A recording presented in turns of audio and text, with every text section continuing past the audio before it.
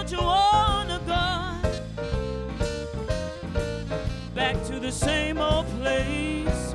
Sweet home, Chicago. Back to the same old place. Sweet home, Chicago. Back to the same old place. Sweet home, Chicago.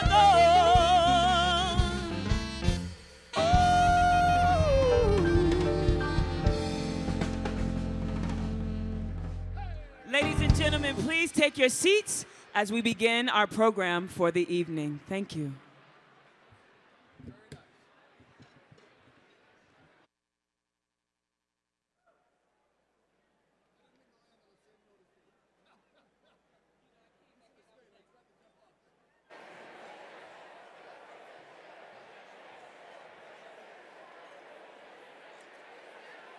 Good evening, everyone. Good evening.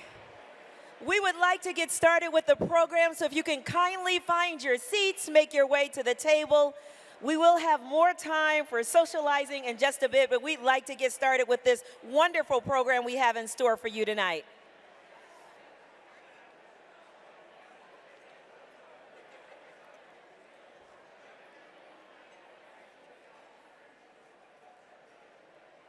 Good evening. Thank you so much for being here, everyone. Thank you. We are going to get started with this program.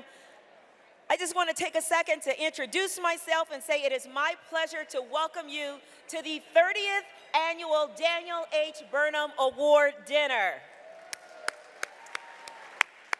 I think we're just so happy to be together. I am Val Warner of ABC 7 Chicago, a proud member of the Chicagoland Chamber of Commerce, and I want to thank you for having me be your MC for this evening. And what a terrific performance by Chicago's own Opal Staples as a professional singer, songwriter, and actor. She has garnered, that's right, give her a round of applause. She has garnered industry-wide acclaim by giving her voice and talents to the Oprah Winfrey Show, Chicago PD, The Chi, and Empire, and now the Chicagoland Chamber of Commerce. So Opal, thank you so much. It is so great to be back in person, isn't it, everyone? And be surrounded by Chicago's top business and civic leaders. And after 20 months of no major events, I don't know about you all, but I had to dig way back in the closet. Who else had to dig way back in the closet for something nice to wear to get out of our comfy loungewear? I found this little number.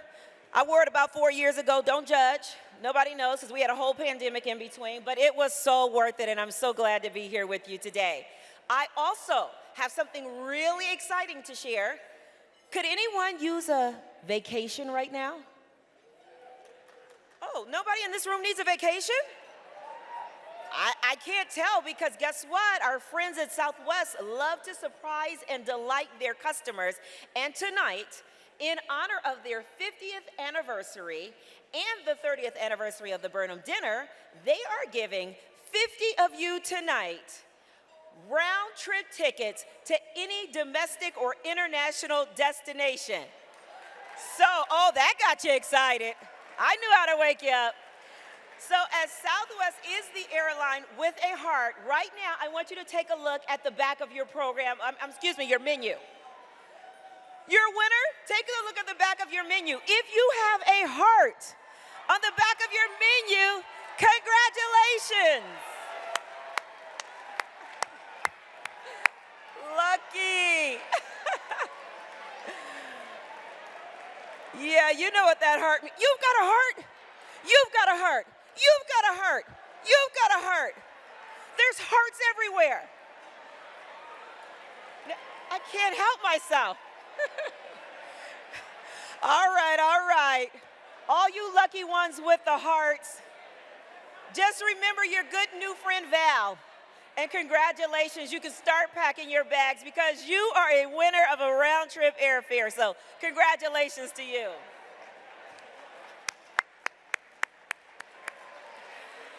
After tonight's events conclude, make sure that you grab your menu with that heart and make sure you head to the silent auction and Southwest Ticket to claim your prize. All right, thanks again to our friends at Southwest Airlines for helping us celebrate this really big evening. All right, that got you guys pretty excited, I know. But listen, there is so much positive energy tonight and a sense of excitement in this room. This same sense of excitement is how I imagine the opening night of the World's Fair. 128 years later, we are gathering to celebrate the continued transformation of Chicago and the great works of so many individuals and companies. Many of them are in this very room. It is clear the Burnham Plan continues to influence Chicago. And tonight, we're celebrating 30 years of the Daniel Burnham Award for Distinguished Leadership, and that is a big deal. The recipients of the award that has Daniel Burnham's namesake have delivered the blueprints to advance Chicago's standing as a vibrant, dynamic, and global city. And at this time, please direct your attention to the screens for a short video about the significance of Daniel Burnham and the honorees who have inspired great works throughout the region.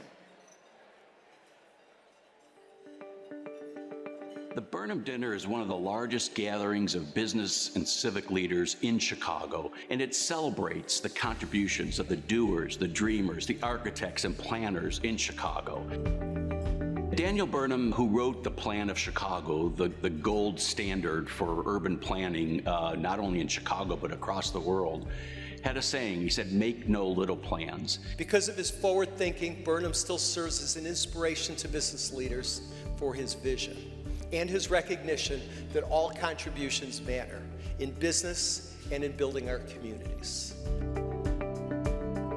We can empower communities to empower our business, to empower society. And that's been the inspiration for growing Chicago and how we make Chicago a dynamic, vibrant, and inclusive city, really a global city. We have Millennium Park. We have an expanded and modernized O'Hare International Airport. We have significantly improved Chicago public schools. All of these ideas started or were expanded at the Burnham Award Dinner by Burnham Award recipients. The Chamber has a very bold goal. The goal is to empower and grow Chicago businesses. When they do that, and they do that, it's good for everyone. Chicago is one of the most diverse cities in the country. Our people, our neighborhoods, our businesses. Diversity is part of the DNA of Chicago. But with the recent social unrest and the cries of inequities, the business community needs to do more. And as leaders in this city and in this community, we can do more to help create a city and community that is more diverse and gives opportunity to all in every neighborhood of Chicago. We are thrilled to honor Richard Price of Mesirow, a business leader who embraces the collaborative, inclusive spirit of our business and civic community. He understands the importance of diversity, equity, and inclusion to advance the Chicagoland economy. Richard represents the true tradition of the Burnham Award, and we are proud to honor him on our 30th anniversary of the Burnham Award Dinner.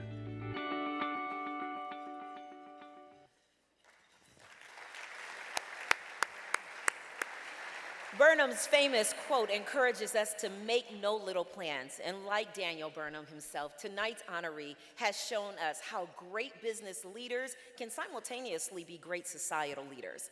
Richard Price is a business leader who embraces the collaborative and inclusive spirit of our business, government, and civic communities, and has placed an emphasis on the importance of diversity, equity, and inclusion in advancing business in Chicagoland. He is a leader who turns his vision into realities and inspires so many each and every day. We have a great program ahead for everyone this evening. I see Mayor Lightfoot is here. I see President Preckwinkle right here. It is great to have them both here. We are going to hear from them a little bit later in the program, and as well as the leadership of the Chicagoland Chamber tonight. ChiArts a cappella group will be performing after dinner. And of course, we're going to hear from the honoree himself, Richard Price. It is going to be a great evening. But first, to start this evening's program, let's hear from our presenting sponsor, CIBC. Please welcome to the stage Vice Chair of CIBC USA and Executive Committee Member of the Board of Directors for the Chicagoland Chamber of Commerce, Bruce Lubin.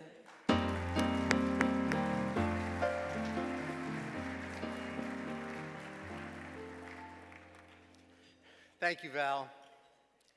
And my thanks to all of you for being here tonight to celebrate Chicago's business community and to recognize the outstanding leadership of my dear friend, Richard Price. Having recently completed my term as chairman of the Chicagoland Chamber Board of Directors, I am very familiar with the challenges our business community has faced over the last almost 2 years. Tonight, however, I would like to focus on the resiliency we have shown and the momentum we as business and community leaders have as the engine that drives Chicago. Our city is not perfect. I think even the mayor would agree we have opportunities to be better, stronger, and more united. What I do know is that our business community embraces our opportunities, and I am proud to be with you tonight in my role as vice chair at CIBC, where we embrace the important role we play in contributing to a better, stronger, more united Chicago. As a bank, we are the financing behind many of the high-profile projects you see across the city. At the same time, we are behind many investments that don't make the headlines, but are just as important to our communities. We have provided nearly 500 loans to small business in and around Chicago so far just this year. Businesses that create jobs and income in our neighborhoods. Our housing initiative, which we launched in 2014, has taken more than 45 unlivable houses in Chicago and worked with developers to rehabilitate them, moving them from an eyesore to a place a family proudly calls home. When I look over this room tonight, I know there are many more stories of the steps you are taking toward a better, stronger, more united Chicago. For that, I thank you. I also want to acknowledge the members of our CIBC team here tonight, led by Mike Capatides, our CEO, as well as the hundreds of others who are part of our Chicagoland team. We are grateful for all you do. Finally, on behalf of the CIBC team, I would like to congratulate Richard Price on his selection as this year's Daniel H. Burnham Award honoree. I was reminded of an interview Richard did with the Chamber way back in 2016, and I think his own words are the clearest indication of why he is so deserving of this honor. He said, "I've tried to help our culture evolve so that we remain relevant, yet be true to the characteristics and values that have made us successful. One of these values has been to give back to the community." Richard exemplifies that inextricable link between business and community engagement and how we must do right by our communities to do well as businesses. Richard, congratulations, and thank you for being a beacon for us to follow as we build our great city together. Thank you.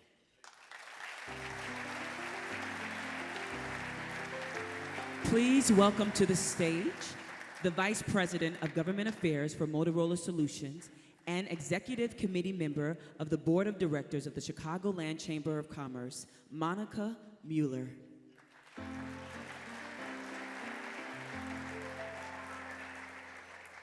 Good evening, everyone, and thank you for being here today to support the work of the Chamber, which helps all of us.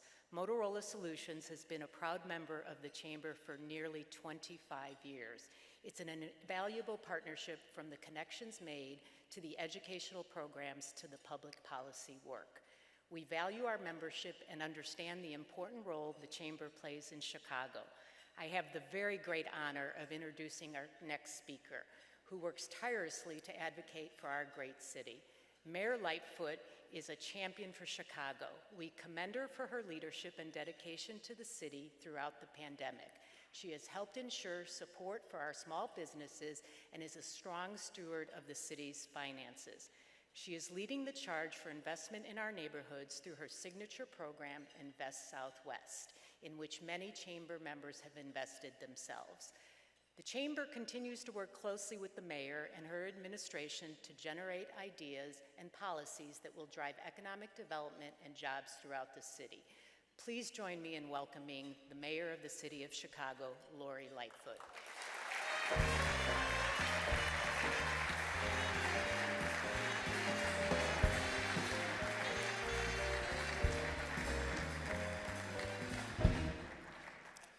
Nice walk-up music. And you know, the people in Southwest, I was looking through my program for my little heart. Somehow it got missed, so catch me on the backside. But good evening, everyone, and it's a pleasure to be here with you. I also want to join what I expect will be a chorus of congratulations to Richard Price on receiving the Daniel Burnham Award. Richard was one of the first people in the business world that I didn't know before that I met when I became mayor, and he's been incredibly generous with me. I like to think of him as kind of straight, no chaser. He calls it like he sees it, but Richard, I truly value your counsel and advice, and I know that you are a son of Chicago who cares deeply about our city, so I can't think of anyone more deserving of this award, and congratulations.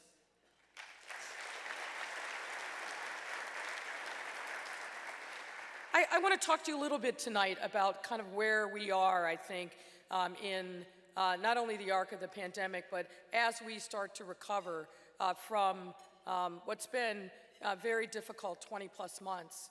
I want to take you back to April of 2020.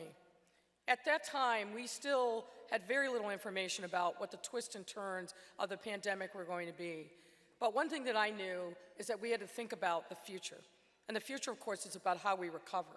Now, little did I know that we'd still be very much in the depths of the pandemic this many months later, but at that time, I charged my team with thinking about how we come up with a strategic plan and vision, not only to think about how we economically recover, but how we made sure that our city was better and stronger coming out of this pandemic.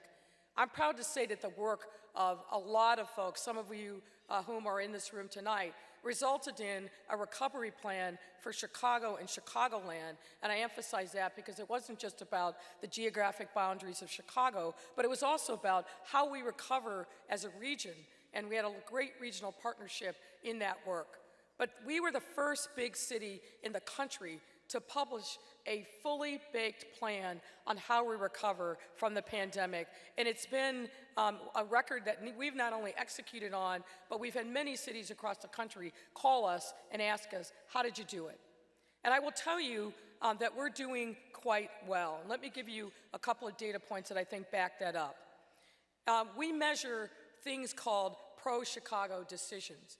And by that we mean businesses that have either relocated to Chicago or significantly expanded their offerings here in our city. And this year to date, we've had over 160 pro-Chicago decisions.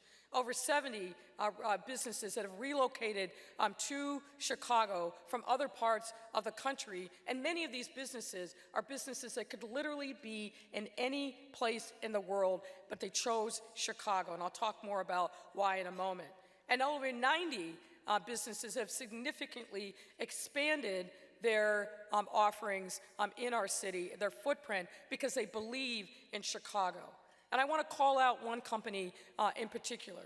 Many of you remember a few years back that a big retailer, and I think you know who it is, abandoned two big stores, one in Morgan Park and the other in Chatham. And the Morgan Park store was re-envisioned by Blue Cross Blue Shield, and I want to thank you for what you've done there. Not only have you hired from the neighborhood, but you've really focused on making sure that people in the area are connected to wellness opportunities, and it's transformed that Morgan Park neighborhood and the surrounding neighborhoods. So thanks to Blue Cross Blue Shield.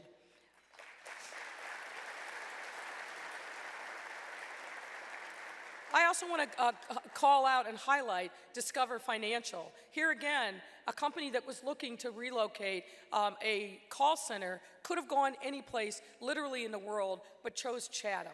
And that call center that was opened up about 9 months ago offered good paying jobs, the same kind of benefit package as the CEO gets, opportunities for those call center workers to get a free college education. And right now, that call center, in a short period of time, is the #1 call center for Discover across the globe. That's a tremendous accomplishment. I also want to let you know that we are doing it quite well when it comes to venture capital dollars. We broke a record last year of $2.8 billion in venture capital investment in our businesses. That was a record for 2020.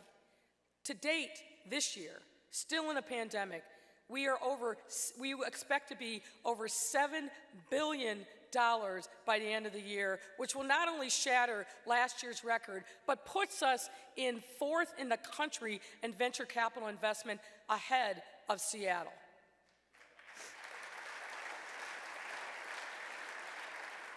Our restaurants are also seeing significant success. We are now to date at 80% of pre-pandemic reservation levels because of the hard work in collaboration with the Illinois Restaurant Association and the things that we've done to lessen red tape. Our unemployment rate is significantly down. It was 5.8% in September, which was a decrease, which makes us the lowest unemployment rate of any big city in the country. If you look at our GDP, you can clap for that.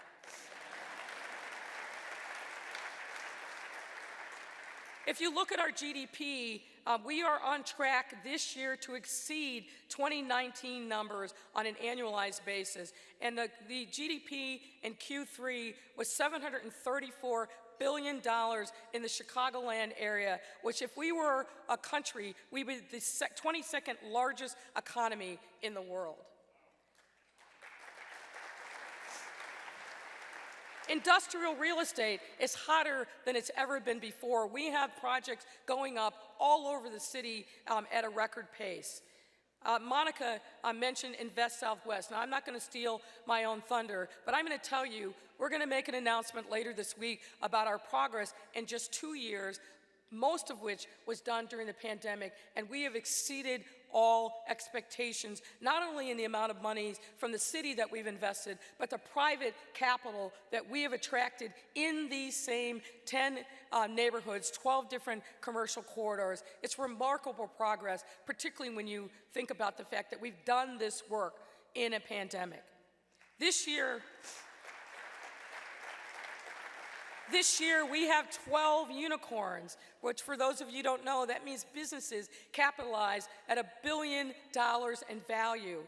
That's remarkable for the city of Chicago. We've never seen anything like this before. Again, in the middle of a pandemic, we're seeing these kinds of record numbers. Now, 4 years ago, we had 85 food and agriculture businesses in the city of Chicago. Ladies and gentlemen, we now have over 400 such businesses. We are the leading city in the country in food and ag, and more to come. And one of those, Nature's Fine, is creating the food of tomorrow in the back of the yards neighborhood. So in the old stockyards, where they're creating meat-free, protein-based food products that are going to be sold at Mariano's. Again, Nature's Fine on one of those 12 unicorns and doing great, great work.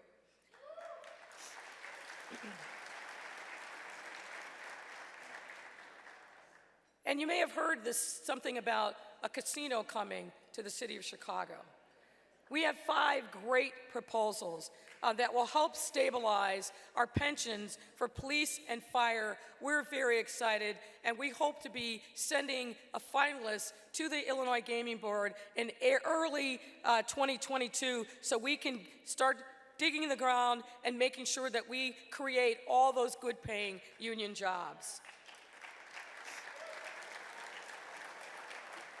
I'm looking at my CFO, Jenny Bennett, and I'd be remiss if I didn't spend a moment talking about city finances. And really, hats off to Jenny, to Susie Park, and to Reshma Soni for the tremendous work that they have done.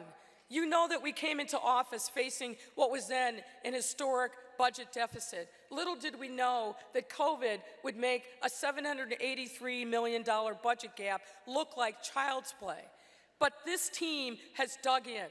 And over the course of the 3 years that we have introduced budgets to the City Council, we have found $1 billion in structural solutions to make sure that we put our finances in order once and for all, and we are going to be seeing a budget surplus in 2023 with current projections. And that is because of the hard work of Jenny, Susie, and Reshma. And we did that, folks, without dipping into our reserves, without cutting city services, and without massive layoffs, even in the time of the pandemic. And yes, the federal government's resources have helped us tremendously, and of course we are grateful. But we've taken that ARP money and catalyzed it with our own resources to make $1.2 billion over the next 3 years to completely transform the landscape in our city, to make sure that we are creating healthy communities, communities that are going to thrive because they've got ready, willing, and able workers to populate the businesses of today and tomorrow.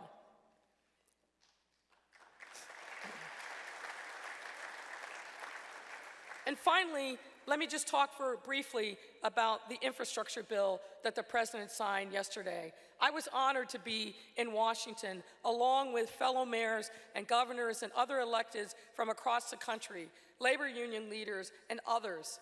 This infrastructure bill, if we do it right, will be profound in changing the topography of Chicago.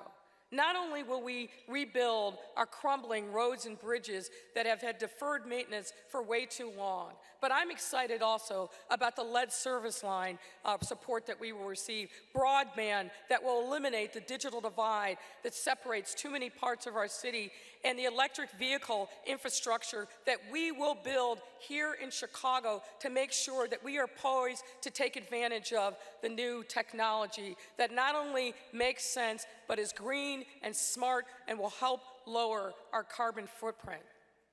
When I was there yesterday, thank you. When I was there yesterday, Chicago was on the lips of many people.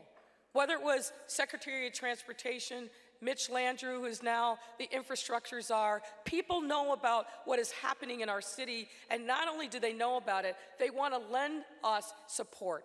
And that's because of the hard work and sacrifice of many, included our business community.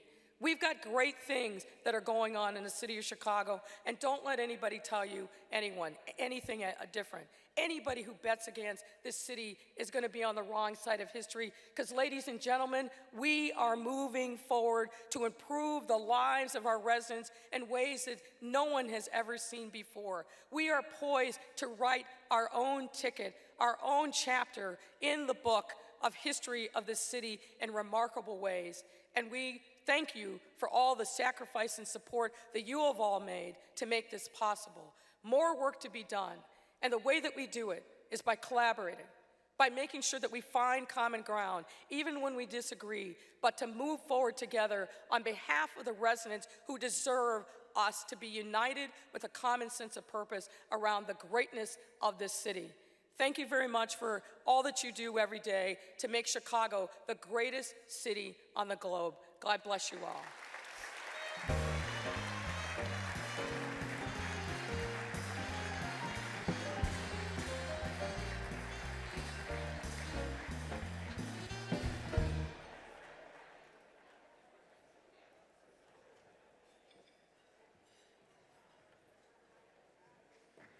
Thank you so much, Mayor Lori Lightfoot, for joining us this evening and for your leadership. And like you, the Chamber's work transforms our community. They advocate for policies that encourage economic development and job growth in our region. The Chamber helps business to flourish, and this works make Chicago grand and livable just as Burnham envisioned. It is now an honor to introduce the biggest champion of the Chamber. He spends countless hours advocating for Chicago businesses from small to large across all industries and to ensure that our economy is well positioned for growth and opportunity. Please join me in welcoming to the stage right now the President and CEO of the Chicagoland Chamber of Commerce, Jack Lavin.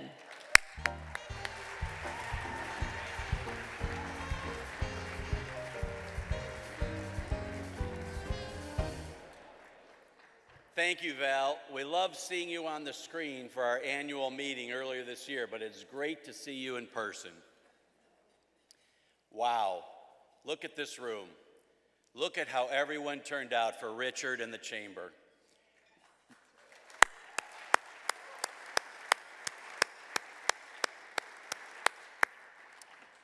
Richard and his wife, Linda, have touched so many lives. You can just see it and feel it in this room. I want to thank you all for being part of the 30th annual Daniel H. Burnham Award Dinner. We are so thrilled to be back in person. The Burnham Dinner is an event we look forward to every year, and I'm thrilled that we are together tonight on this special occasion to recognize Richard Price, Chairman and CEO of Mesirow, a truly distinguished leader.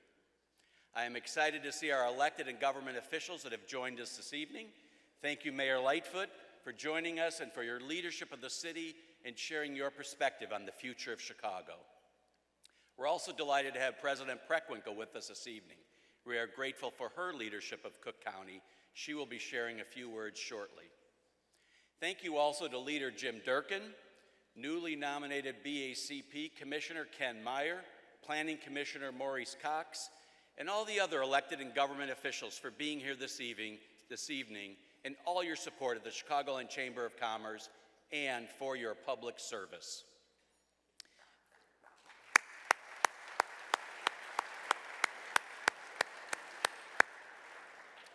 Thank you to the Chicagoland Chamber Board of Directors, our executive committee members for your partnership and support, and a special thanks to our chair of the board, Kevin Cassidy, for your leadership of the Chamber and the entire business community.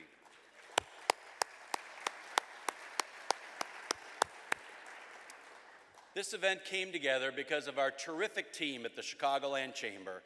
I want to thank them for their dedication and tireless work to support our members and the business community. Please, let's give them a round of applause.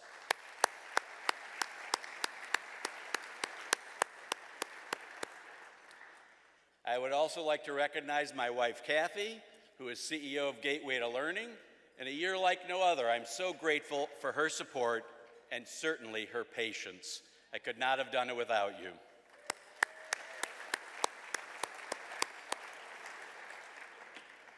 I'm thankful for the investment Chamber members and supporters have provided for tonight's Burnham Dinner. Our work is more important than ever, and your support is essential to our success. First, I want to thank our presenting sponsor for the 5th consecutive year, CIBC.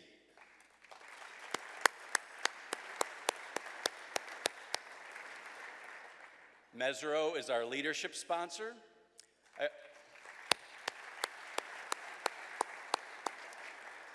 I also want to recognize our benefactor sponsors, Abbott, Allstate, Aon, BDO, BMO Harris Bank, Comcast Business, Exelon, GCM Grosvenor, Healthcare Service Corporation, ITW, Landmark Development, Motorola Solutions, Northwestern Medicine, PNC, Jennifer Staines and Jim Castenholtz, Chicago Community Trust, the Linda and Richard Price Family Fund, and Walgreens.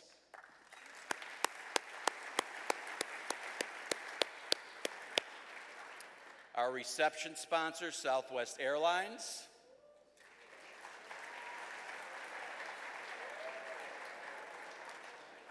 And thank you to all our other sponsors. Your investment helps ensure we can continue to advocate for our members and bring you the programming and resources you need to grow your business. We truly appreciate your partnership. I am excited that we are honoring Richard Price tonight. He is a remarkable leader in both business and civic life.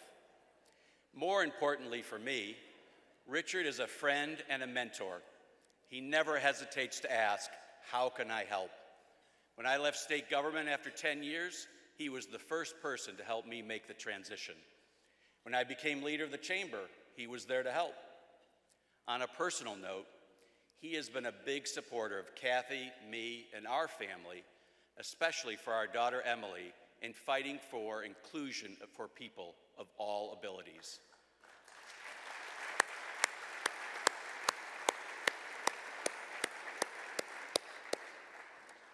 He has always been there whenever we have asked for help. Richard, I am forever grateful, and I give you my personal and heartfelt thanks.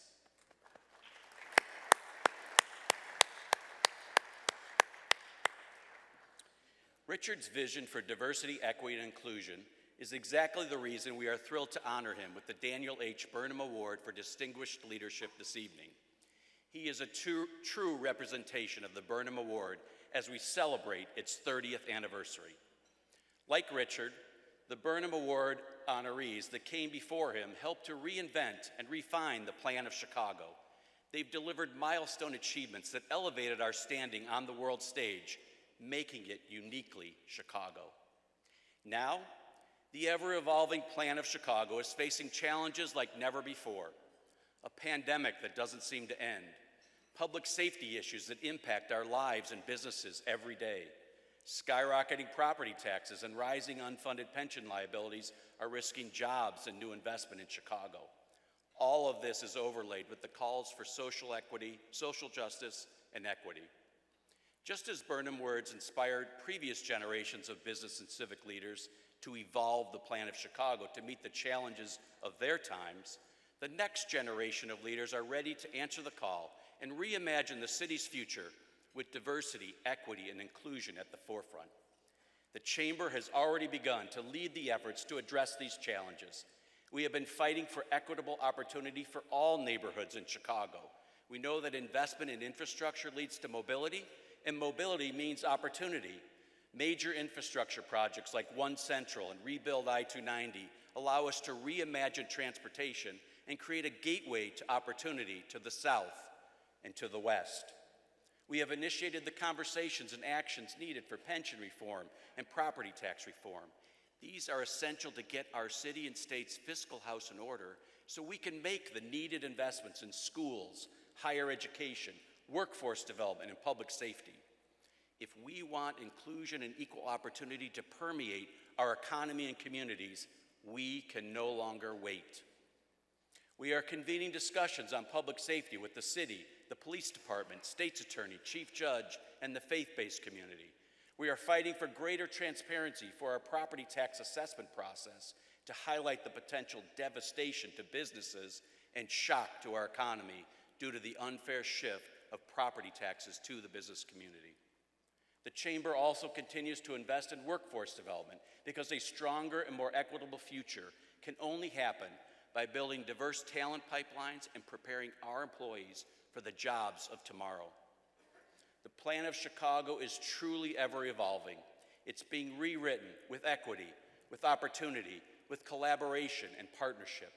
Because when we rewrite the playbook and put economic opportunity and mobility at the forefront, we will drive inclusive growth across Chicagoland. This is how we lead into the future. This generation of business and civic leaders are rewriting the plan, answering the call by standing up, speaking out, and boldly proposing solutions to our greatest challenges to moving our city forward. This is the inspiration of Burnham's call to make no little plans, and the history of past Burnham Award winners, and the anticipation of future honorees. Chicago is at a crossroads. We need to get workers back in the office. We need to invest in our people and infrastructure. We need to trust in our public safety. And we need to treat our diversity as our greatest strength and put equity and inclusion at the forefront. As the leader and voice of the business community, the Chicagoland Chamber of Commerce will lead these efforts and ensure Chicago remains a world-class city, the place we love and call home. Thank you again for your continued support of the Chicagoland Chamber and for being here with us this evening. Together, we will continue to make Chicago the greatest place to live and work. Thank you. Please welcome to the stage the North America Growth Enablement Leader for Aon and Executive Committee Member of the Board of Directors of the Chicagoland Chamber of Commerce, Kevin Johnson. Good evening, everyone. I'd like to echo the comments and say it's great to be back in person, for the Burnham dinner. As Monica shared, Motorola Solutions has been a chamber member for 20-some years. While it's no competition, I'm just putting it out there, I'm happy to say that Aon has been a proud member of the chamber for 76 years. Thank you.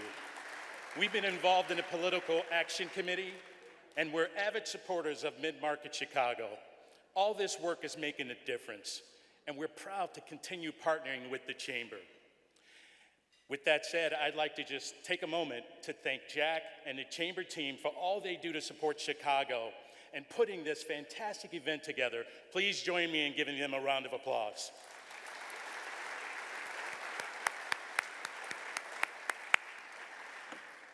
Now it's my distinct pleasure and great honor to introduce to you our next speaker, President of the Cook County Board of Commissioners, Toni Preckwinkle. President Preckwinkle is a dedicated public servant whose strong leadership has worked to advance our county government through this pandemic and provide relief to small businesses. She has been a steadfast supporter of Chicagoland Chamber and a great steward of Cook County finances and working to improve the county's pension funding. Please join me now in welcoming to the stage Cook County Board President of Commissioners, President Toni Preckwinkle.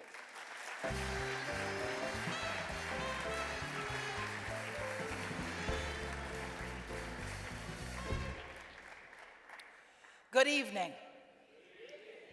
I want to thank the Chamber of Commerce for inviting me here tonight. I'm pleased to join this event to honor Richard Price with the Daniel H. Burnham Award for Distinguished Leadership. Richard's commitment to economic growth, inclusion, education, and ensuring the health and well-being of our families makes Chicago a better place to live and work. I'm delighted that the Chamber chose to recognize Richard for his dedication, leadership, and generous support for so many organizations. Congratulations, Richard.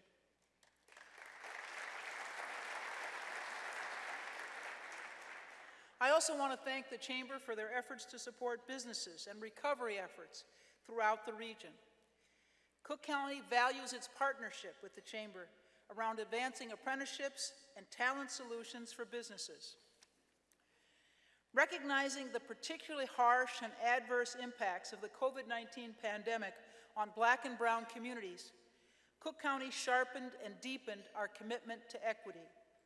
In the coming year, with an equity lens at the core of our decision-making process, we will use nearly a quarter of the county's billion-dollar American Rescue Plan Act resources to support investments in public health, safer communities, economic development, housing, infrastructure, and sustainability.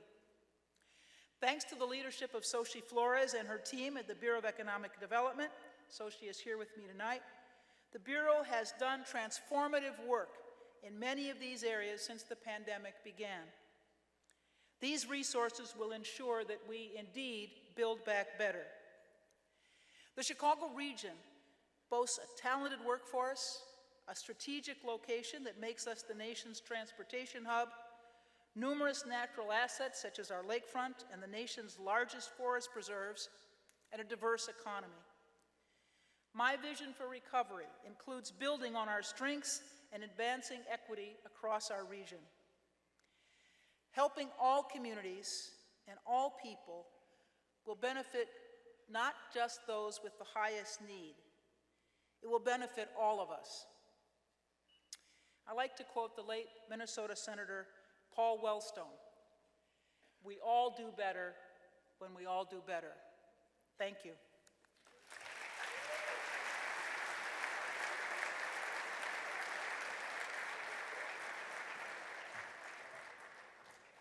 Thank you so much, President Preckwinkle.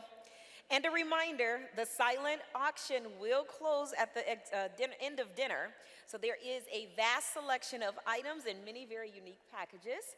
So make sure that you put your bid in there and live your dream and travel anywhere in the world with 2 round-trip tickets from United Airlines. Sit in a premier skybox at the United Center and watch the Chicago Bulls play in their tough, gritty, I know, give it up for them. We're on a roll right now.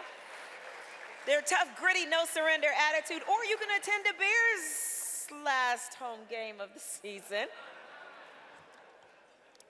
We love our Chicago sports. There are a lot of great silent auction items, so please take advantage of it, take a look, and be very generous. So again, remember, all of the proceeds from tonight's event provide vital capital to support all of the Chamber's efforts, and I hope that I will see all of you bidding enthusiastically tonight. Now, it is my great honor to welcome the Senior Executive of the Office of Catholic Collaboration at DePaul University, Monsignor Kenneth Velo. He is a great friend of the Chamber and Chicago's business community. In the continued tradition of the Burnham Award Dinner, he will deliver tonight's invocation. Please welcome Monsignor Velo, although I think some people have been eating their salad without prayer.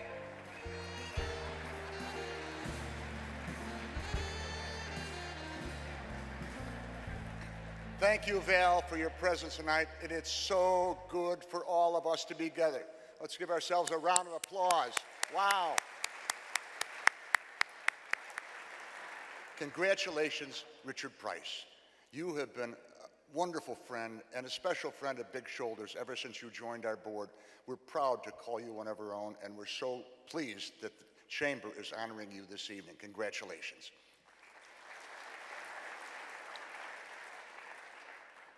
It was 1945. The world was decimated by World War II. On the Pacific stage and European front, difficulties of death and illness and injuries and all sorts of problems surfaced socially and economically as people tried to recover. Rodgers and Hammerstein wrote a musical play entitled Carousel. Few here may remember what Carousel was about, but many here would remember the signature song of Carousel. When you walk through a storm, hold your head up high, and don't be afraid of the dark. At the end of the storm, there's a golden sky with a sweet silver song of a lark. Walk on, with hope in your heart, and you'll never walk alone. It was entitled, You'll Never Walk Alone. Chicago has gone through so much this last 19 months. We went through the flu of 1918. We went through World War I, World War II, depression, difficulties. And yes, 150 years ago, Chicago was ravaged by the Chicago fire from October 8th to October 11th. William Brose wrote in the editorial on the front page of Chicago's Tribune, "Cheer up, Chicago will rise again." That's my message to all of you. As members of the business community, with the civic community, with the charitable, those in government, those in education, Chicago will rise again, only with hard work and also with deep hope that we are all one. And so we pray tonight and ask God to bless the food we share, the families represented here, the friendship that is ours, the Chamber in Chicagoland, and all of business community. Yes, tonight, may those who are hungry have bread, and may we who have bread always hunger for justice and peace. Baraka tayo Donai, Eloheinu melech haolam, himotzi lechem min haaretz. Enjoy your dinner.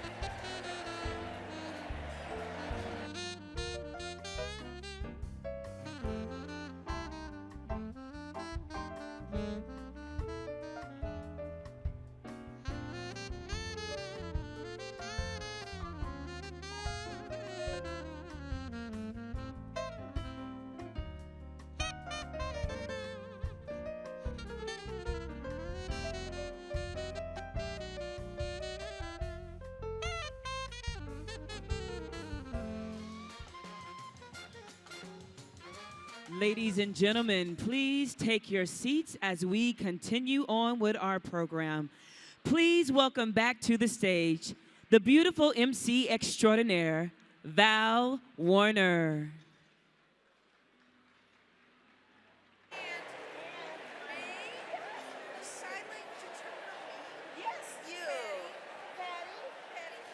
And give it up for Patty, our sign language interpreter. Nice, Patty. You'll have to teach me something later. All right. You know what? Let's give a big, while we're here together and we're kind of coming back to our seats, let's give a big thanks to the Hilton Chicago servers, the staff, and the entire team for hosting us tonight. Just like it's a first for us, it's a first for them to have so many people, over 500 people in a room together. So thank you so much to everybody who has been taking care of us here tonight at the Hilton Chicago.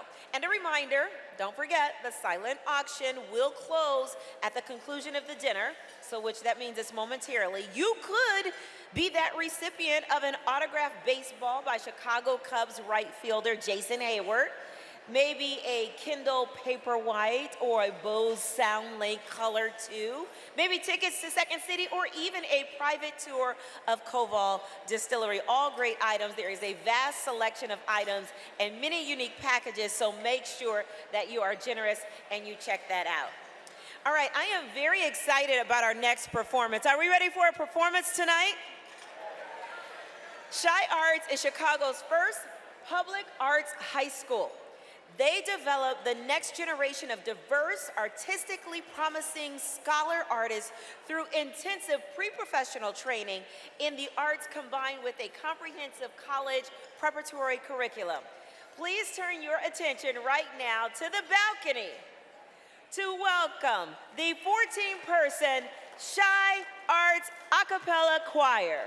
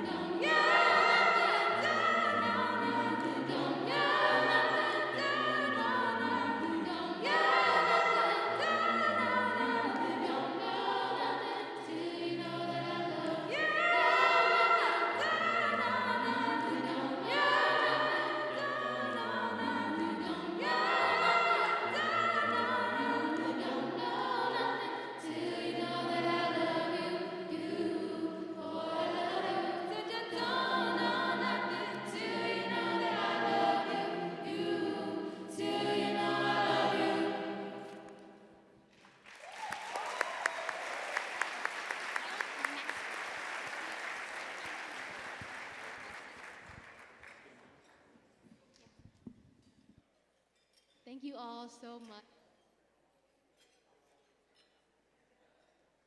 Thank you all so much. If you enjoyed that song, I think you'll enjoy our next one, and you might know it, so if you do, please feel free to sing along.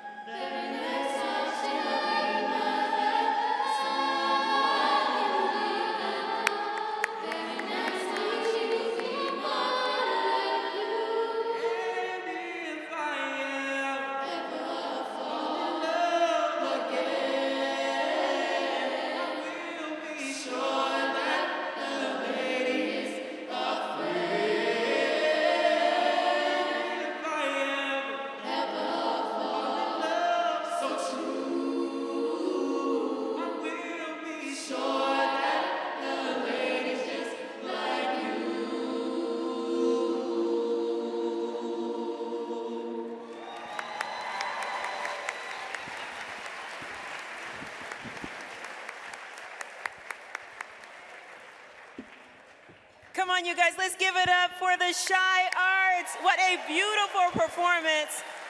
And I don't know about you, but I'm looking at them. They are performing in mass and still sounding so beautiful. Thank you so much. You know, being here this evening, we are demonstrating the resiliency of the business and the business community and our people. And I am honored to have been a part of this 30th annual Daniel H. Burnham Award. I want to thank the Chamber and all of you for allowing me to be a part of this exciting event to honor Richard Price. Congratulations on that honor. And just be a small part of this equation of moving the city forward. So much gratitude for that. And I am thrilled now to introduce our next speaker, who serves as the leader of the Chicagoland business community. Kevin Cassidy was elected to be chair of the Chicagoland Chamber Board of Directors earlier this year and is already putting his mark on the business community. He's encouraging collaboration, He's promoting perspectives, and he is ensuring that we can revive our economy and grow jobs throughout every neighborhood and corridor in Chicagoland. Please welcome right now to the stage Chief Growth Officer of Healthcare Service Cooperation and Chair of the Board of Directors for the Chicagoland Chamber of Commerce, Kevin Cassidy.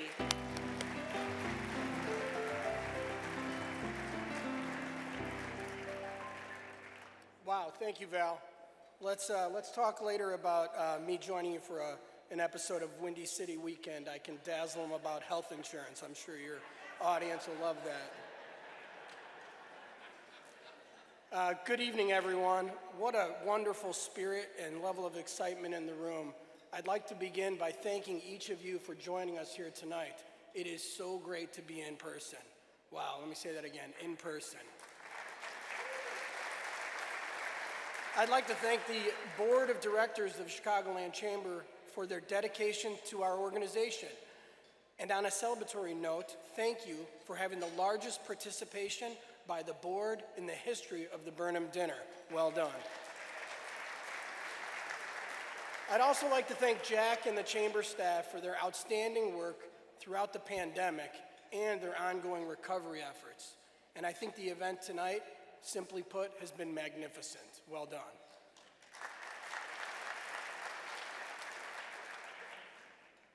The Daniel Burnham Award Dinner is one of my favorite events of the year.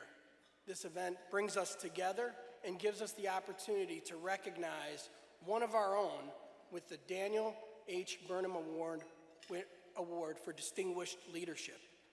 To me, the Burnham Award honors leaders who personify Chicago, people who embrace the collaborative, diverse, and inclusive spirit of our business and civic communities. I'd like to recognize a few of our past Burnham honorees that happen to be with us this evening. Mr. Larry Richmond. Give him a round of applause. Mr. Norm Bobbins. There you go, Norm. And my friend and our CEO, Mr. Maurice Smith. Maurice, well done. It's great to be with all of you. But that really brings me to tonight's honoree, Richard Price. We've heard a lot about him, but he's an individual who exemplifies the personal and professional qualities that characterize Daniel Burnham's philosophy of leadership. Richard is a great business leader. Everyone in this room is aware. He has the breadth of Chicagoland communities at the heart of his commitment to economic development and human service that drive equitable opportunities for all. From his passion for the Northern Illinois Food Bank and Highland Park Community Foundation, serving Chicago's North, to his dedication through Metropolitan Family Services, Big Shoulders, Mercy Home, and many others in South and West Side communities. Very impressive. And on a personal note, as a fellow Mercy Home board member, I've seen it up close and personal, the impact Richard has. Leading a firm that invests in their clients, communities, and culture exemplifies the value of a superior leader, and no one displays these values both in business and individual communities more prominently than Richard Price. Richard understands the impact we as business leaders have, whether it's helping our own employees, investing in businesses and entrepreneurs throughout the region, or, maybe most importantly, his long-standing commitment to diversity, equity, and inclusion in our workforce with strategic partners and industry at large. As leaders in the business community, it's our responsibility to step up, to create jobs, foster an innovative and entrepreneurial culture, and build a foundation that will allow Chicago to thrive both now and in the future. As a great leader taught me, when businesses thrive in communities, there is a force multiplier impact on the economy and very positive effect on those who live and work there. Wow, 2021, a global pandemic, economic recovery, return to office, need I go on? We've all dealt with these challenges in 2021. But I would say, let's take a moment and recognize and be proud of our many successes. And as an example that I'm very proud of, and you heard a little bit about it from the mayor, Blue Cross and Blue Shield has made significant investments in our neighborhoods. We expanded and brought more than 200 jobs and growing, the numbers will get bigger, to communities like Morgan Park, South Lawndale, and Pullman. But Blue Cross and Blue Shield is not alone. Chamber members across all industries are investing in our underserved neighborhoods across the region, particularly for the mayor's Invest Southwest initiative. Let's all embrace it.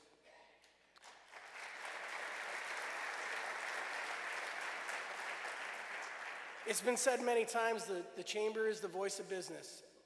Like Burnham said, the business community always leads us forward. Working together, we'll move the economy forward, get back to the office, let's get back to the office, and invest in our neighborhoods. That is what the Chamber is all about, working together to reimagine the future and growth opportunities. It is through your membership and participation in events like tonight that allow the Chamber to continue to advocate on behalf of all Chicagoland business. I'd like to say it one more time. Richard, thank you very much and congratulations on this achievement. And to all of you, thank you again for your ongoing support of the Chicagoland Chamber, and please enjoy the rest of your evening. Thank you very much. Please direct your attention to the screens for a video about Mesirow and their commitment to diversity, equity, and inclusion. In 1937, Norman Mesirow founded an independent, employee-owned financial services firm on his belief in the interconnected success of clients, communities, and culture. Norman's focus was always on the three pillars that were important to him, and they became important to all of us. And I think that that's really what's driven the culture of the firm over all these years, and it's been consistent for all these years. Our former CEO, Jim Tyree, helped found the Chicago United 5 Forward Vendor Diversity Program 15 years ago, and we remain a key partner today. And I think that tone that Jim set really created the opportunity for us to then get into the DE&I space in a very positive way. Yet the work of diversity, equity, and inclusion is never done, and our firm continues to deepen and broaden its DEI scope. We created the DEI Council, and we recommended to the council strongly that they now take the leadership role in the firm and direct the board of directors and everybody inside the firm of what the path forward would be to have a meaningful experience forever for the inclusion of minorities. Leo Harmon is one of Mesirow's global investment management leaders and chairman of the firm's DEI Council. It helps with retention, it helps with recruitment, it helps to build an organization that embraces great goals and good people. And at the end of the day, that creates a healthier bottom line. Mesirow's DEI Council is guided by a 6-point commitment to converse, diversify, engage, align, champion, and participate. Our 6-point commitment was really our way of reflecting our goals and our objectives, both internally and externally, to all of our stakeholders. Just this year, Mesirow appointed Natalie Brown as president, the firm's first woman in that role. When you have women in leadership like we do at our firm, when we're recruiting or we're engaging really with any third parties, they can see that we mean what we say, that it's not just a talking point, that we value women in our organization. For Natalie and the entire Mesirow leadership team, the firm's DEI commitment also means deepening representation on the board of directors, appointing a diverse group of executives who are making an immediate impact, and developing a strategic DEI roadmap to guide our path forward. I think it's really important that we get it right. Bringing in experts really helped us put together a very specific program and timeline, and I'm very energized and excited about the path that we are going forward. That external partner conducted an organizational needs assessment and worked with Mesirow's employee resource groups to strengthen the firm from within. Lori Rodriguez-Casey is a member of the Mesirow DEI Council. The organizational needs assessment has enabled us to make steady progress in meaningful ways. A few of the highlights include a 2021 summer intern class comprising of 50% diverse young professionals and 33% women, and we have nearly 500 Mesirow employees accessing training in unconscious bias. Meserow's DEI commitment goes beyond its employees, also focusing on the firm's suppliers and vendors, as well as the finance industry. Along the way, Mesirow has worked with partner organizations that are making real change in economic and workforce development, education for people of color, women, LGBTQ, and people with disabilities, and diversifying the finance industry. It has to be commended, and it really is exceptional that Mesirow is willing to have a conversation like this around this content. This is something that goes a long way, I think, for the employees, but even folks outside of Mesirow, to see that the commitment is there. And yet, even with all of this progress, the critical work of DEI is just beginning. I feel particularly proud that the firm isn't complacent about its efforts, but instead there's a lot of energy and momentum around supporting DE&I initiatives. Mesirow is all in on this effort. We're going to continue to be all in on this effort, but I need you to join us, to continue to do all the things that you could do to make sure that your culture embraces diversity and inclusion.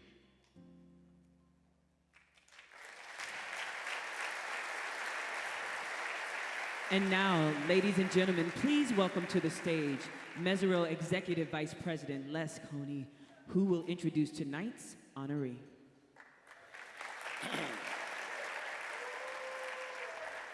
Good evening, everyone. I'm very honored to be here this evening. And normally when you go to these dinners, you have a speaker that's in between your meal. But now I'm the speaker that's in between us hearing from the man we all came out to support, so I won't make it long. When Richard called me, actually I got a call from Katie Seaman first. She said, hey, Richard's trying to catch up with you. Where are you gonna be around 4 o'clock? I said, I'm around. I said, what did I do now? And so Richard called me, and to my surprise, he asked me would I introduce him this evening. And I said, Richard, there's so many great people in this city. Why would you, reduce your honor to having me introduce you? He says, Les, I've known you just under 40 years. And I paused, and I said, man, it has been that long. But I told Richard not to say that to anyone, because there are a lot of people in the audience that still think I'm just 40. So for the record, I've known this man for 38 years, and I'm actually 41 years old.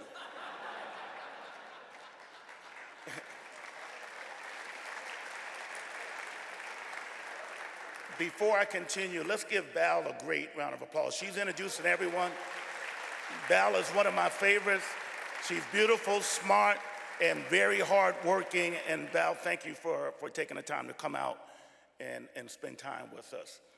You know, I had a chance to move to Chicago from Hartford, Connecticut in the mid-'80s. You heard a lot tonight about Richard as it relates to the city and Mesirow. I just wanted to give a personal story. And when I moved to Chicago, I worked for a company called Travelers Insurance. And so back in those days, these guys think they have it hard now, but back in those days, they gave you a yellow, some of these people don't even know what the yellow pages are. They gave you the yellow pages and said, okay, your territory is Glen Ellen, Wheaton, and Winfield. Now go out and bring in some business. And so I would go out and start calling on. I get the yellow pages, and back then you got company cars. I'll never forget, it was the first car I ever owned. Well, I didn't own it, it was a company car. But it was the first car that I ever actually had the keys to that was new. And I used to drive out to Glen Ellen, and I used to call on the brokers out there. And it was fun because it really made you take a step back and figure out how to be a true salesperson. So as I began to have some success, I got a call from my manager, and he says, Les, you've been doing a great job. We're gonna give you a downtown broker. Now that may sound silly to you now, but to call on a broker in the city where you live and not have to get in your K car and drive out to the suburbs, that was a big deal. And that agency was Mesirow Financial. And so when I called on Mesirow, I was excited because it was a downtown agency that had a lot of business, But I wasn't excited because the manager said to me, we're giving you this agency. They have a lot of business, but we have never gotten one piece of business from them. So I said, whatever, I'm up for a challenge. So I started calling. About 8 months, almost a year later, I still have not received business. So I got a call but I wasn't complaining because I was still happy and a new kid on the block. I got a call from Richard Price, who at that time was the president of the insurance division. And Richard said, hey, listen, Les, can you come over to my office on Friday at 2 o'clock? So I called my wife, and yes, I was married back then. I called my wife, and I said, hey, let's put on the brakes in terms of creating that family that we had talked about because I'm about to lose my job. So I said, I'm going to be unemployed, and I don't want to bring kids in this world without a job, not just yet. So I went over to Mesirow, and I met with Richard, and Richard sat down and he said, I heard a lot of nice things about you, but I know compliments don't feed your family. What I want to know is, are we doing business with you? Or have you closed any deals? And I said, well, not yet, but I got my fingers crossed. Within 6 months, not only did we get business from Mesirow, but within 18 months, Mesirow was the biggest producing Chicago agency in Chicago, and 2 years later became the #1 brokerage firm in the country for travelers insurance. And it was all because Richard, well before DEI, took a chance with me, and all he did was make a phone call and said to his brokers, let's make sure that we're giving this guy every opportunity to succeed.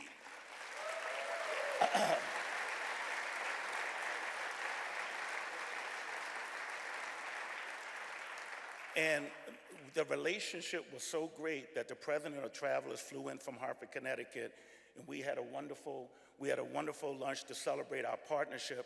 And I remember Jim Tyree being there. I see his wife Eve is here tonight. Eve, it's very, very nice to see you. We had a wonderful dinner. And so then, I have 2 kids now, so I want you to know, Richard, you have an impact on my family far greater than what you really think you have. Both my kids wanted to be here tonight, but when they're adults, they don't, they get to call decide where they go every evening, but they both wanted to say congratulations. Well, before I close, but I say if that wasn't enough for what Richard had done for me, Richard then said, hey, you should think about coming over to join Mesirow because you are exactly the type of people we're trying to have as part of Mesirow. Now, when he first said that, I said, okay, he's being nice. And then he said it again. Well, the third time he said it, I said, okay, well, let's sit down and have a conversation. So I sat down with Richard and Jim Tyree, and at dinner, when they told me what it would look like working for Mesirow, I agreed to right at dinner. It was the first time I made a decision important decision, without my wife's input, but she was very happy with the decision I made. The one time she was happy, she was very happy that I made that decision. So I say that story just because when I look around the room, there are a lot of great people in the audience, a lot of top executives, and many of which I haven't seen for the past couple of years because of COVID. I know that there are a lot of Richards out there. And I don't know what the equivalent to Richard is on the female side, so I don't know if that's Rachel or Roxanne. So all the Richards and the Roxanne or Rachels that are out there, please don't underestimate your opportunity to just make a phone call for someone or to take a meeting for someone, and particularly someone of color or for a minority in some way, because it can change their whole career. And I will tell you, it's my honor to introduce Richard on behalf of my family to your family, you, Linda, and I think I saw Brian, or maybe I didn't, but your kids. I wanted to just say congratulations, and it's been a pleasure to be with you these 38 years. Please come up.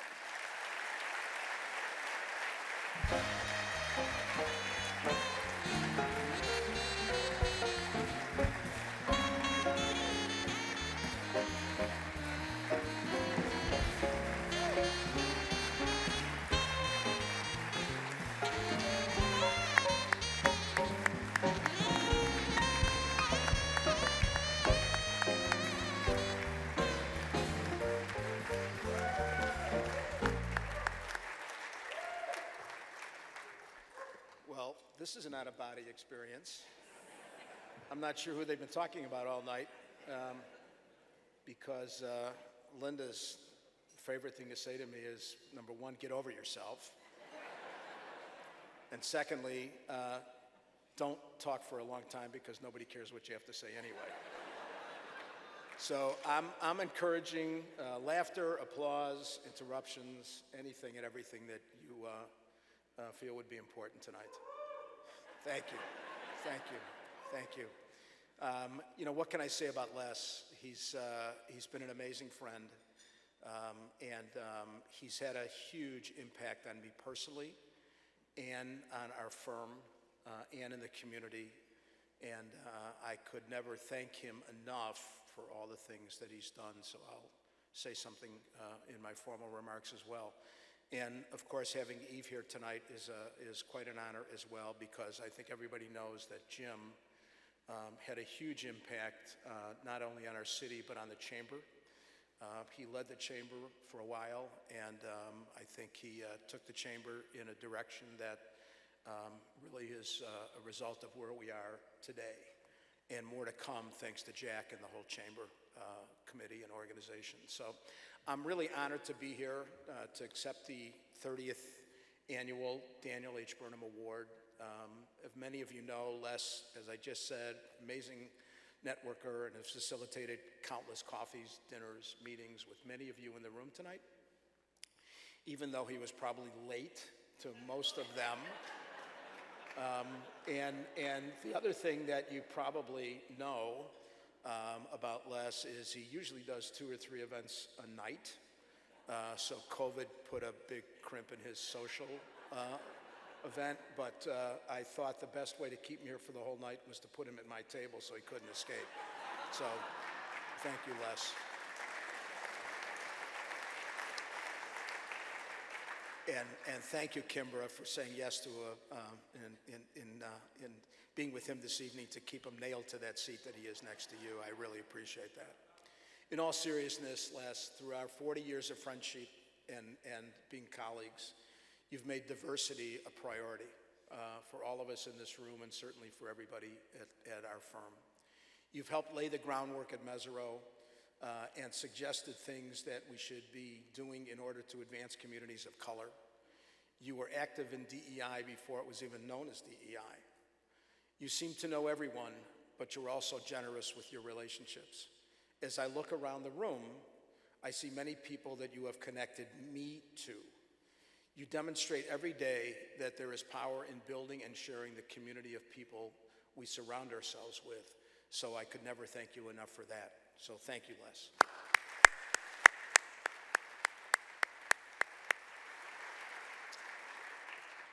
As a number of people have mentioned earlier, there's a lot of people that have been working hard behind the scenes to advance this dinner. I think when I first said yes to Jack to do it, I was very cautious to say maybe we should be virtual because it was a great success last year, and who knows who would want to come out for a live dinner this year.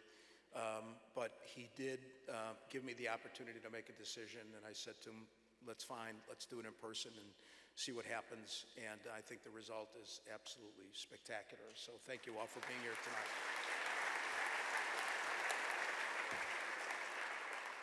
Some special thanks go to Marianne Florino and the Chamber, and Pat Hurley and Jennifer Breslin,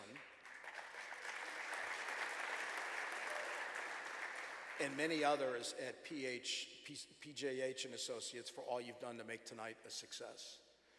I realize I had countless questions and requests, and I'm sure there were times when you thought, oh my God, Richard, again? Everyone was so accommodating and responsive, so I really thank you for that. I think what you've learned throughout this process is I'm a pretty engaged person. When I decide to be doing something, I really put everything that I can into it to make sure that it is the success that we want it to be. And it's not about the money necessarily that we're raising, but it's the awareness of what we need to do in our community. And you've heard a lot about that tonight. And I want to continue to have a few remarks about that as well. I want to thank Jack Lavin and the Chamber Board, including Kevin Cassidy and Bruce LUBIN. Thank you for your kind words about me tonight. I really appreciate that, and about Mesirow. and certainly my colleague Eric Bearfield, and everyone at the Chicagoland Chamber of Commerce for ensuring that our city remains a world-class place to live and work. I think that the mayor's comments tonight and President Preckwinkle's comments tonight were spot on about where we are. And I think we all know as business people in our community that we tend to unite around problems that we have, and we try and solve them and move them forward. And I think you all being here tonight to hear about this and take note of it, I think is a good example of what that all means.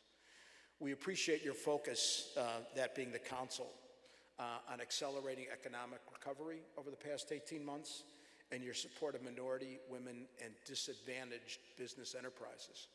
Tonight, we celebrate the Chamber's commitment, so we thank all of you.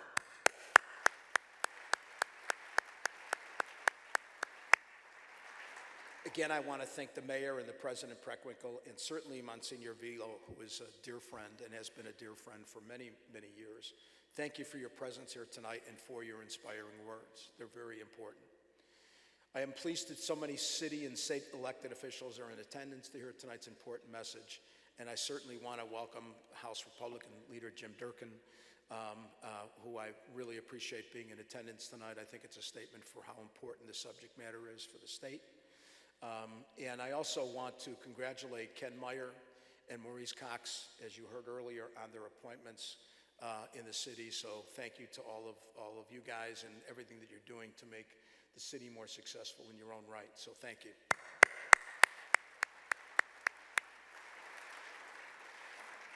I can't say enough about my friend and co-worker, so to speak, because I'm on his board, Father Scott Donahue. I think all of you know him as Mercy Home's president CEO. He's at our table this evening. And I think that he and I have been close friends for a number of years. And I think everybody knows about the work that Mercy Home does in our community and how it advances the needs and the causes that we're all fighting for. So thank you very much.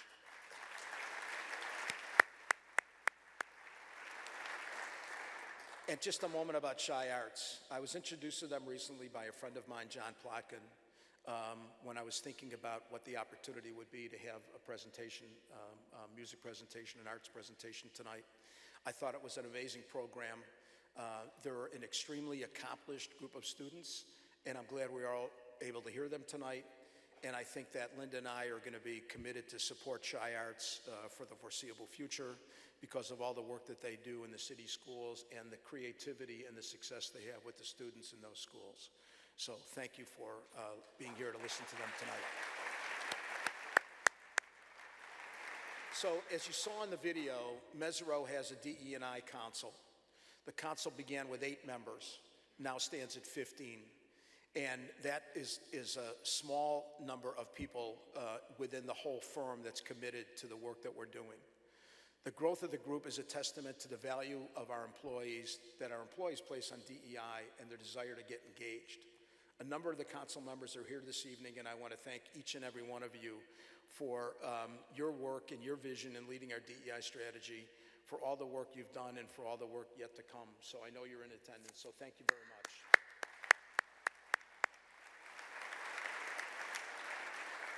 Finally, to my Mesirow colleagues, close friends, and family, I can't thank you enough for your counsel and support. In particular, I want to thank Kristen Schaffnett, one of my Ks. We call them my Ks because there's actually 3 of them. But Kristen has been invaluable in the success of tonight's event. A special thanks to my wife, Linda, who has been hearing me talk about this event for months. And no one knows me better than you do, dear. So I can't thank you enough for your advice and encouragement, including get over yourself. It's going to be fine. Don't worry about it. So I really appreciate everything that you've done to support me in this endeavor. Thank you. And certainly to my children who are here tonight, I really appreciate their support as well.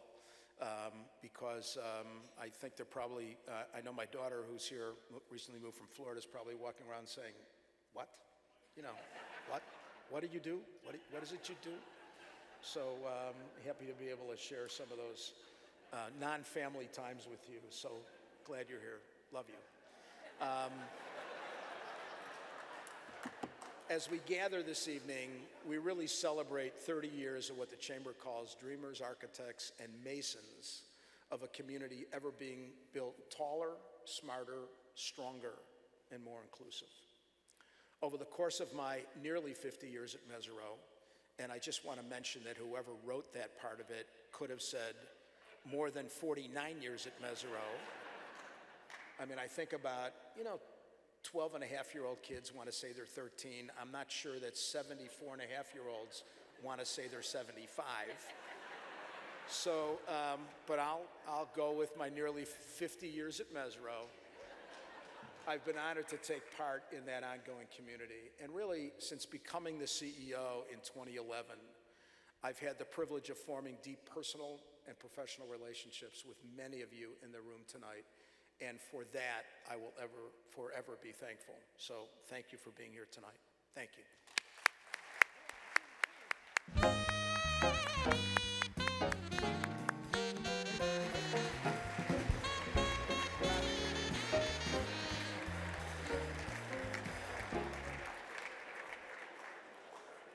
Linda must have said, oh, he's done. Let's everybody stand up and cheer. But I'm not done. I'm not done. I'm not even close to done. So if the bar's open, we could have table service. I really hope that you learned in the video that people in Mesirow will continue to advance D&I at our firm. Yet I know from experience that the scope of D&I is broad and can be challenging to determine where to focus and what action to take. So what I wanted to leave you with tonight was a few, I think, thoughts about what you can do to enhance your position in this space and make your firms better, your employees more engaged. So there's 5 steps I think that each of us can take to move forward with purpose. First, assess where you are and where you're going. Consider engaging an external partner to identify the organization's current DEI strengths and opportunities for improvement. The result, as we've learned ourselves, will be a valuable strategic roadmap that aligns with the overall firm strategy. And I know yours will be different, but in many ways it's going to be similar to ours. Next, expand diversity at every level of your organization. If you have an internship program, make sure that each class of your interns has at least 50% diversity, and make sure that it's young professionals that are really engaged in the company. Expand outreach to create broader candidate pipelines when you have open roles, and enrich diversity at the senior leadership levels and on your boards. Third, deepen the retention through high-level programs and benefits. This was especially important to us at the height of the pandemic and continues to be a priority, driven by our HR department, by the way. They have great thoughts and they work in conjunction with our DEI Council to create strategies that are good for our employees. We have formed employee resource groups, support for families, wellness programs, and student loan forgiveness. These types of benefits go a long way in confirming your commitment to your employees. Fourth, continue to listen and learn through ongoing training. Only by gaining deeper understanding of the underlying issues and concerns that your employees have, such as unconscious bias, can we truly progress. And finally, engage meaningfully with strategic partners. Find out which organizations are working to advance representation in your industry and support their mission. Programming and events, all of them are important. In fact, it should go beyond business and into your personal life. As I watch many of you enjoying your coffee tonight, it reminds me that my wife Linda has been ordering coffee online from a company called Chicago French Press. I don't know if you know of them. They're a local coffee company. It's exceptional coffee, but more importantly, it's owned by a female African American. And we didn't know that when we started to order for them, but we certainly appreciate the fact that we're supporting somebody in that aspect. So we're very excited. These 5 actionable, measurable steps have the power to strengthen communities, enhance our workplace culture, client service, and financial results, and most importantly, change lives. I call upon each of you here tonight to deepen your ongoing commitment to the work building diverse workforces, equitable opportunities, and inclusive experiences for all. Jack and the Chamber Thank you for this honor and for the opportunity to speak about this vital work, and it's important to our great city. So now I'm done.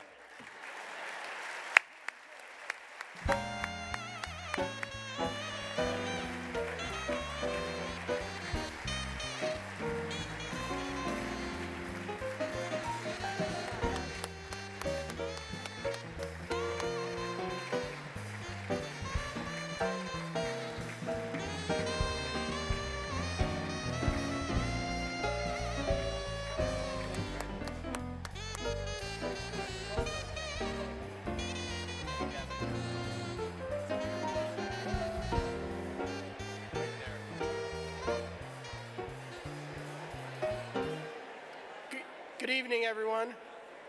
This concludes the 30th Annual Daniel H. Burnham Award Dinner. It was great to be together tonight. Thank you, everyone, for joining us and supporting the work of the Chicagoland Chamber of Commerce. We appreciate you, we appreciate your support, and we look forward to seeing you in the community. Have a safe and wonderful evening. Good night.